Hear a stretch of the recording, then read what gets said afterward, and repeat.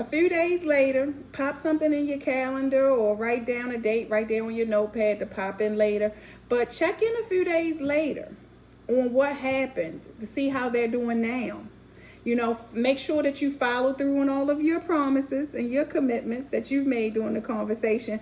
But be sure to let them know later that you really were engaged with them, whether they were venting, whether or not they were seeking guidance, or whether or not they wanted you to resolve their problem.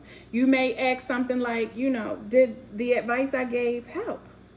Are you still feeling stuck? We talked through that situation last week. How are things going now? Why does this work? It works because you have reinforced that you were listening.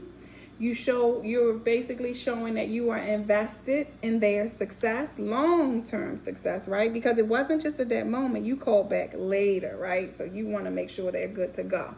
And you have figured out whether or not they were venting or they were seeking a solution.